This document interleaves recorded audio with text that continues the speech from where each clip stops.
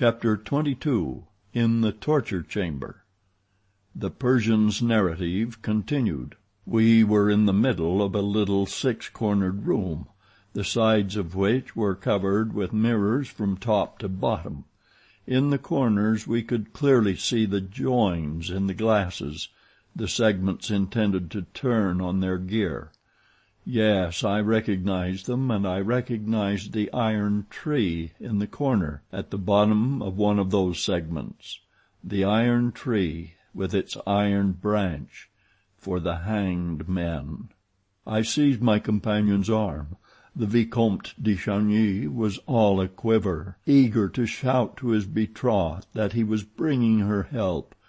I feared that he would not be able to contain himself. Suddenly we heard a noise on our left. It sounded at first like a door opening and shutting in the next room, and then there was a dull moan. I clutched Monsieur de Chagny's arm more firmly still, and then we distinctly heard these words: "You must make your choice, the wedding mass or the requiem mass." I recognized the voice of the monster. There was another moan, followed by a long silence. I was persuaded by now that the monster was unaware of our presence in his house, for otherwise he would certainly have managed not to let us hear him. He would only have had to close the little invisible window through which the torture lovers looked down into the torture chamber. Besides, I was certain that if he had known of our presence, the tortures would have begun at once.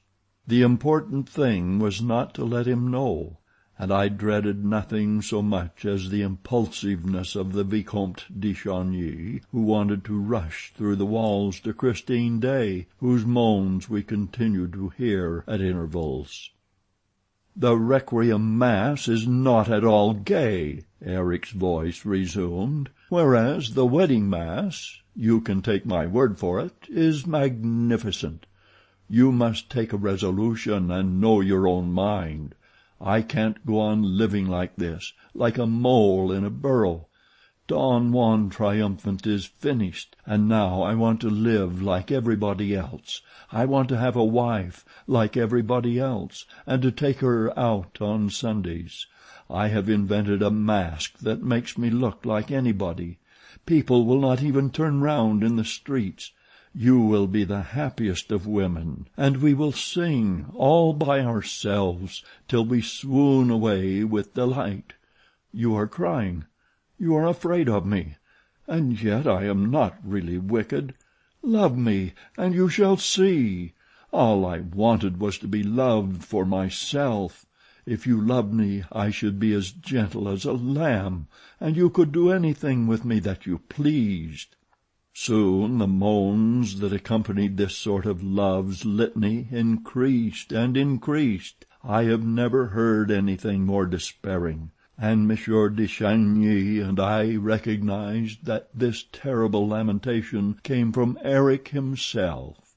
Christine seemed to be standing dumb with horror, without the strength to cry out, while the monster was on his knees before her. 3 times over Eric fiercely bewailed his fate. "You don't love me! You don't love me! You don't love me!" And then, more gently, "Why do you cry? You know it gives me pain to see you cry." A silence. Each silence gave us fresh hope. We said to ourselves, "Perhaps he has left Christine behind the wall," and we thought only of the possibility of warning Christine Daae of our presence, unknown to the monster. We were unable to leave the torture chamber now, unless Christine opened the door to us, and it was only on this condition that we could hope to help her, for we did not even know where the door might be. Suddenly the silence in the next room was disturbed by the ringing of an electric bell. There was a bound on the other side of the wall, and Eric's voice of thunder: "Somebody ringing! Walk in, please." A sinister chuckle.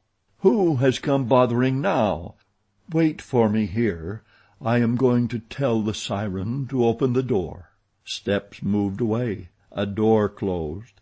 I had no time to think of the fresh horror that was preparing. I forgot that the monster was only going out, perhaps, to perpetrate a fresh crime. I understood but one thing. Christine was alone behind the wall.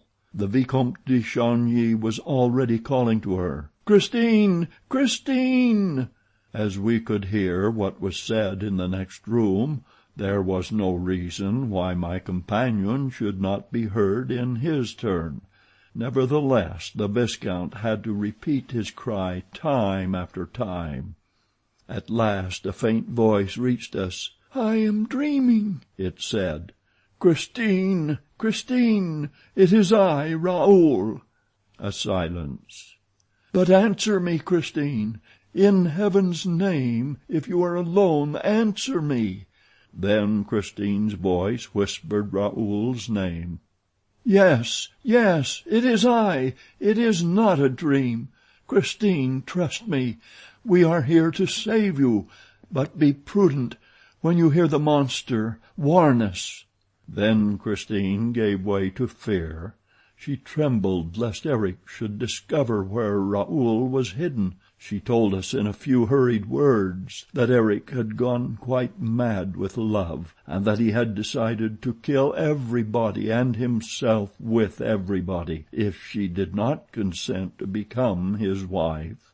He had given her till 11 o'clock the next evening for reflection. It was the last respite. She must choose, as he said, between the wedding mass and the requiem. And Eric had then uttered a phrase which Christine did not quite understand. "Yes or no. If your answer is no, everybody will be dead and buried." But I understood the sentence perfectly, for it corresponded in a terrible manner with my own dreadful thought. "Can you tell us where Eric is?" I asked. She replied that he must have left the house. "Could you make sure?" "No, I am fastened. I cannot stir a limb." When we heard this, Monsieur de Chagny and I gave a yell of fury. Our safety, the safety of all three of us, depended on the girl's liberty of movement. "But where are you?" asked Christine. "There are only two doors in my room, the Louis Philippe room of which I told you, Raoul, a door through which Eric comes and goes, and another which he has never opened before me, and which he has forbidden me ever to go through, because he says it is the most dangerous of the doors, the door of the torture chamber. Christine, that is where we are." "You are in the torture chamber?" "Yes, but we cannot see the door." "Oh, if I could only drag myself so far, I would knock at the door, and that would tell you where it is." "Is it a door with a lock to it?" I asked. "Yes, with a lock." "Mademoiselle," I said, "it is absolutely necessary that you should open that door to us." "But how?" asked the poor girl tearfully. We heard her straining, trying to free herself from the bonds that held her. "I know where the key is," she said in a voice that seemed exhausted by the effort she had made, "but I am fastened so tight. Oh, the wretch!" And she gave a sob. "Where is the key?" I asked, signing to Monsieur de Chagny not to speak and to leave the business to me, for we had not a moment to lose. "In the next room, near the organ, with another little bronze key, which he also forbade me to touch. They are both in a little leather bag which he calls the bag of life and death. Raoul, Raoul, fly! Everything is mysterious and terrible here, and Eric will soon have gone quite mad, and you are in the torture chamber. Go back by the way you came. There must be a reason why the room is called by that name." "Christine," said the young man, "we will go from here together or die together." "We must keep cool," I whispered. "Why has he fastened you, mademoiselle? You can't escape from his house, and he knows it." "I tried to commit suicide. The monster went out last night, after carrying me here fainting and half chloroformed. He was going to his banker, so he said. When he returned, he found me with my face covered with blood. I had tried to kill myself by striking my forehead against the walls." "Christine!" groaned Raoul, and he began to sob. "Then he bound me. I am not allowed to die until 11 o'clock tomorrow evening." "Mademoiselle," I declared, "the monster bound you, and he shall unbind you. You have only to play the necessary part. Remember that he loves you." "Alas!" we heard, "am I likely to forget it?" "Remember it, and smile to him. Entreat him. Tell him that your bonds hurt you." But Christine Daae said, "Hush! I hear something in the wall on the lake. It is he. Go away! Go away! Go away!" "We could not go away even if we wanted to," I said as impressively as I could. "We cannot leave this, and we are in the torture chamber." "Hush!" whispered Christine again. Heavy steps sounded slowly behind the wall, then stopped and made the floor creak once more. Next came a tremendous sigh, followed by a cry of horror from Christine, and we heard Eric's voice. "I beg your pardon for letting you see a face like this. What a state I am in, am I not? It's the other one's fault. Why did he ring? Do I ask people who pass to tell me the time? He will never ask anybody the time again. It is the siren's fault." Another sigh, deeper, more tremendous still, came from the abysmal depths of a soul. "Why did you cry out, Christine?" "Because I am in pain, Eric." "I thought I had frightened you." "Eric, unloose my bonds. Am I not your prisoner?" "You will try to kill yourself again." "You have given me till 11 o'clock tomorrow evening, Eric." The footsteps dragged along the floor again. "After all, as we are to die together, and I am just as eager as you. Yes, I have had enough of this life, you know. Wait, don't move, I will release you. You have only one word to say. No.